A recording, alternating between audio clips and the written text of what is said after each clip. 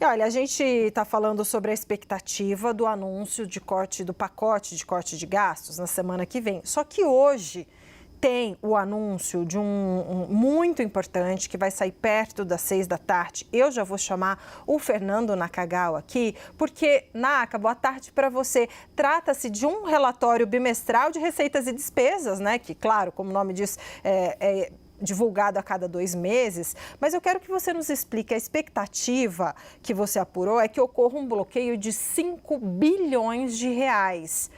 Por que a gente está falando de assuntos diferentes? Eu quero que você explique direitinho por que a gente não está falando do pacote de corte de gastos, qual é a diferença e o que deve ser anunciado daqui a pouquinho, porque é muito dinheiro envolvido, né? Boa tarde para você. Boa tarde, Débora. É um monte de dinheiro e, para muito economista, insuficiente para o tamanho do problema que a gente tem atualmente nas contas públicas. São duas coisas diferentes.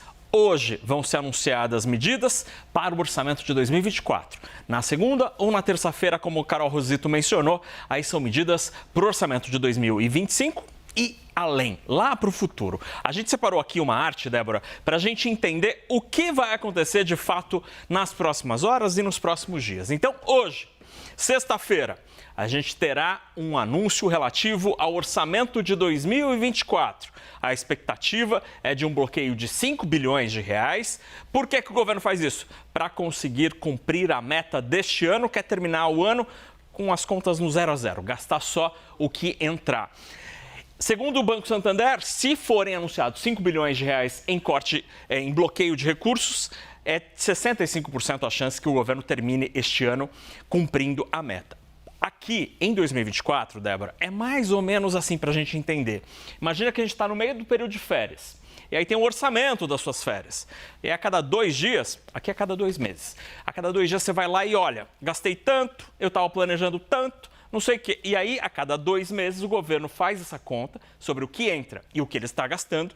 E, às vezes, precisa contingenciar, que é quando a receita está sendo menor do que esperado, e às vezes precisa bloquear, quando o gasto cresce mais do que o previsto. E é exatamente isso que deve ser anunciado hoje, no finalzinho da tarde, comecinho da noite, pelo Ministério do Planejamento. Isso tudo diz respeito a este ano.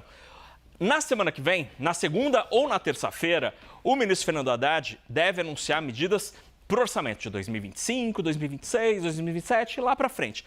É como se a gente estivesse planejando as nossas férias do próximo ano e depois. E aí, o que o governo deve trazer? A expectativa é de um corte de 70 bilhões de reais, como o Carol Rosito mencionou, divididos entre 2025 e 2026. Como que a gente vai chegar nessa economia toda? É provável que haja o anúncio de uma mudança no cálculo do salário mínimo. Hoje o salário mínimo pode crescer tudo o que a economia cresce. Então, se a economia crescer 5%, o salário mínimo cresce 5% acima da inflação. E é possível que o governo anuncie um teto. Assim como todas as outras despesas do governo têm um teto de 2,5%, é possível que o salário mínimo também passe a ter um teto. Além disso, a expectativa de mudança na previdência dos militares, entre várias outras medidas. E aí, juntando tudo isso, em 2 anos, a economia deve ser de 70 bilhões de reais. A grande expectativa do mercado financeiro é sobre isso, sobre a semana que vem, porque há muita dúvida se o orçamento dos próximos anos, para o futuro, vai ou não entrar nos trilhos. Este daqui, o anúncio de hoje, é uma coisa mais de curto prazo. É para só ajustar as contas do que já está rolando. É até o final do ano, o governo tenta colocar nos trilhos os números deste ano, aí é um ajuste menor, é um ajuste fino. Mas o ajuste mesmo, a tesoura grande que o mercado financeiro espera, é na semana que vem, Débora.